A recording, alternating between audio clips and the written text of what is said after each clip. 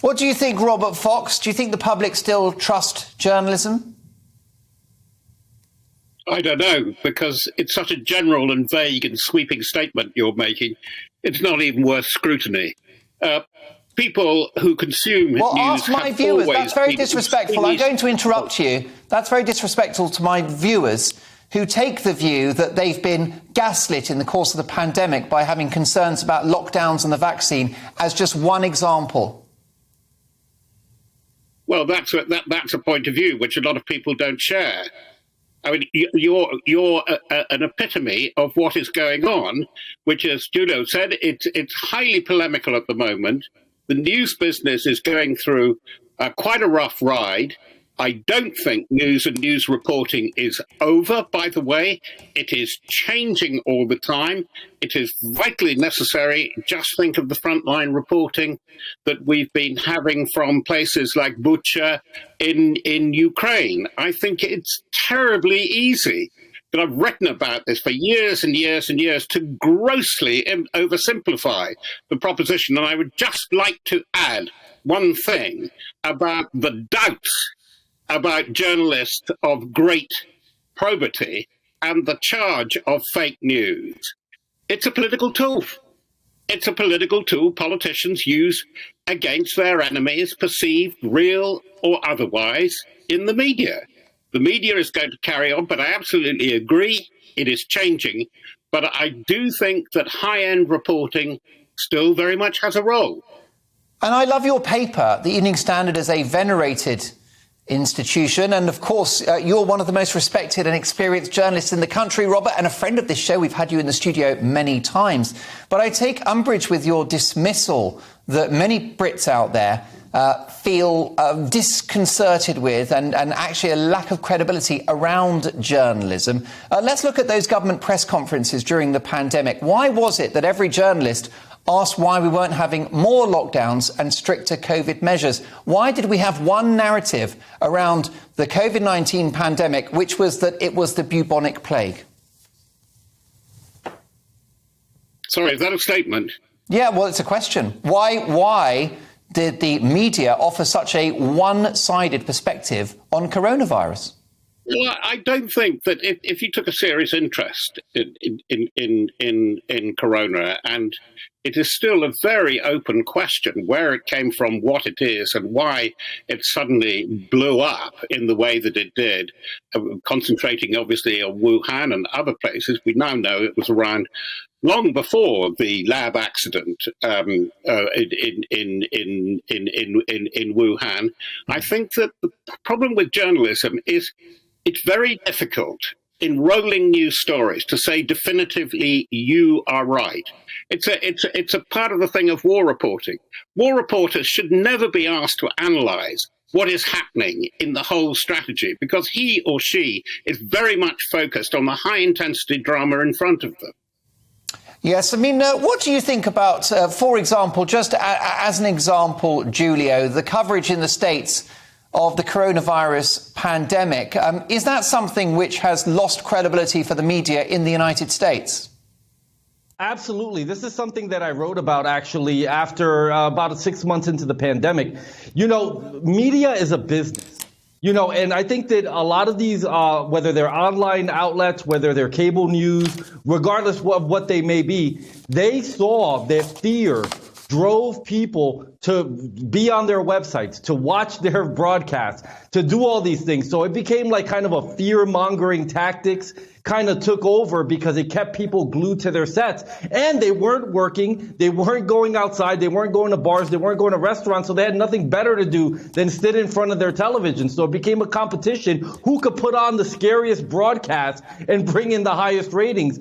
And basically it was exploitation to me of the people, because if you really look at the coronavirus, how dangerous it truly was, what the number of people who actually died of the coronavirus alone and didn't have comorbidities, the coronavirus pandemic wasn't at a level that it should have been played up to the point where it destroyed the global economy. What about the coverage of the Ukraine war? I mean, it's pretty clear who the bad guy is, Robert Fox. Russia invaded an independent democratic nation. Is there a concern about how much of the media is trusted in relation to the coverage of that war? I don't think there's a credibility about this very fraught discussion about fake news and COVID, but I think that you've got a very strong point here. The problem with the coverage of Ukraine is there is so much that we really don't know. And actually, we really need to know. And even with all the tools of modern warfare, drone surveillance, satellite surveillance, we really don't know the real casualty figures on both sides. And we are seeing one side that has the weakest hand, but is playing the strongest hand in the information and propaganda war, the stronger, rather, in terms of Ukraine. Now, the news of tonight, if we could just focus on that, because it's very important, it brings out, I think, this aspect to it, is that Russia, the Russian command is saying, we're going to take over the whole of the south of the country of Ukraine. In other words, they want to seal off the Black Sea seaboard. And they really mean it. It's not only Odessa, but going right up to the Russian enclave in Moldova. Now, that is a very, very big claim. I have no means, and I've been making inquiries, whether they really have the means to do that, whether the Ukrainians have the means to thwart them. I just haven't a clue. Well, I do have a clue. I mean, I know what questions I have to ask, but you're quite right. There is always this Gruyere aspect, Gruyere cheese. There are always huge holes that you don't know. I haven't a clue and would very much like to know what is going on in Russia among the Russian people, for example, in the big center, where opinion is being generated, Moscow, Petersburg. I don't have to tell you that, yeah. And there's certainly no denial on my part that fake news does exist, and it's a very, very dangerous force being, of course, propounded and amplified on social media. It's a bit of a puzzle how to deal with that without damaging free speech, of course, but it is a concern. Let's bring my brilliant panel in on this. Benedict Spence, a top journalist, Dr. Lisa McKenzie, ethnographer and academic, and Chris Akabusi, Olympian and, of course, broadcaster and motivational speaker as well. I'm particularly interested to ask you about this, Benedict. You've written for just about all of the main top papers in this country. I've had an email about Brexit, actually, and this is from Bill, who says, Dear Mark, after watching for months and months before the Brexit vote and Trump winning the election, I can honestly say that I will never trust the news anymore. False reporting on who's winning, etc., then getting Obama, Beckham, Blair to swing vote was sickening, and comedy shows portraying Brexiteers and Trump in a negative light. I do wonder whether Brexit was the start of this distrust in the media, certainly here in the UK.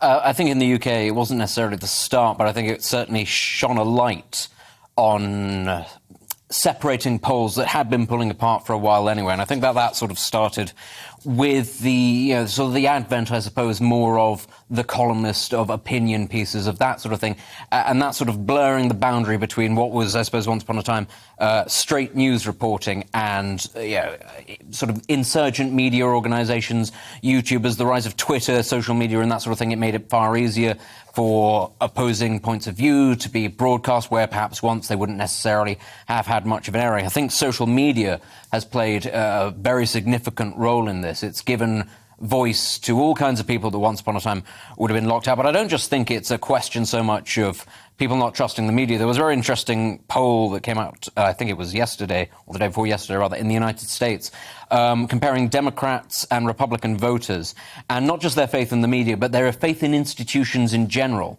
And it was very noticeable that Republican voters, by and large, their faith in just about every institution, be it the courts, be it the government, be it higher education, was dropping precipitously. And for Democratic voters, it was going up at quite a rate.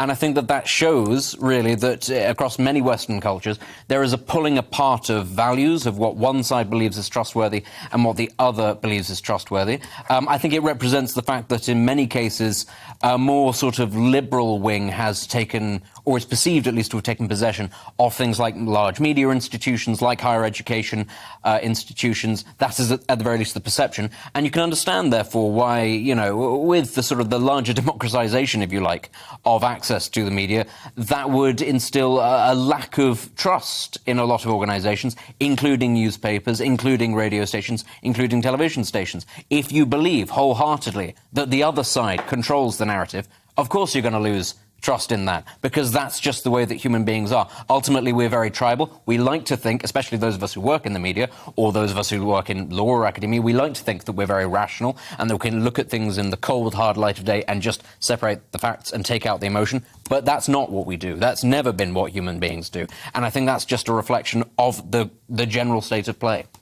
This is an interesting one from Mr. R. Beadle, who's emailed into the programme, Lisa Mackenzie. Dear Mark, do I trust the media? Not at all since 2015 and the Brexit vote. Much worse since the overinflated flu debacle, where the media supported and still support authoritarian, overbearing government based on faulty science and the New World Order, brackets, Build Back Better. We're being suckered on every level, from climate crisis to energy and food supplies, and the media promote all of it. What say you, Lisa Mackenzie? I think this is not really it's not new. If you go back 25, 35 years, I mean, my dad was a striking miner in 1984. Now, we were reading front page news about our communities that we knew weren't true. You know, when the way that the BBC and ITV reported on Orgreave, we knew, my dad and my uncles were at Orgreave. We knew that that wasn't true. And then if you come forward a few years with Hillsborough, you know, anybody that has been to sort of football matches and knew the way that football fans behave with their own football fans, knew that Hillsborough also couldn't be true, the way that the Sun portrayed Hillsborough. So I'm not sure that perhaps there are parts of society that haven't experienced this before, but there are definitely parts of society that have experienced, you know, negative, what I call really sealed narratives. You know, these are the narratives, and different news medias, they don't move away from that sealed narrative. And I think in this country, and again, my area of expertise is class inequality.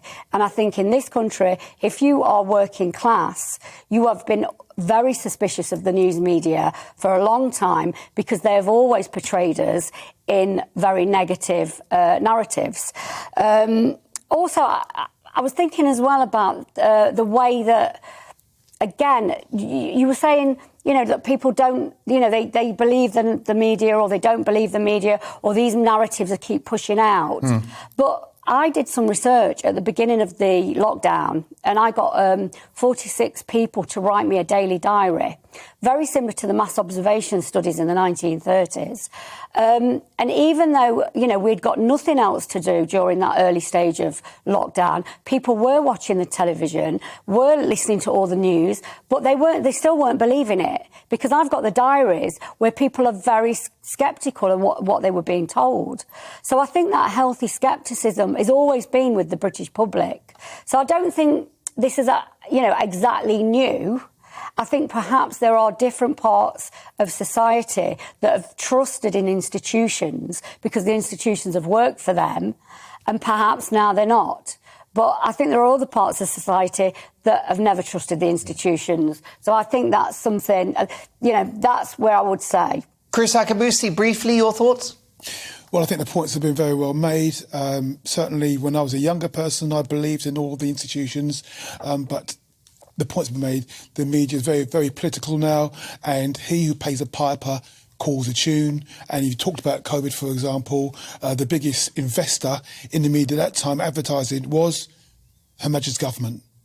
There you go. A brilliant point. My sincere thanks to my panel and to my very esteemed top journalist guests. First of all, my thanks to the brilliant Robert Fox, defence editor at the Evening Standard. The Evening Standard was founded on the 21st of May, 1827, which is 195 years ago. And let me tell you that Robert Fox is one of the finest hacks they've ever had. Do join us again soon, Robert. Also, my thanks live from the United States to Julio Rivera, who is a US-based political commentator and editorial director of the international news platform, The Reactionary Times. Well, what do you think? Do you still trust the media? Mark at gbnews.uk.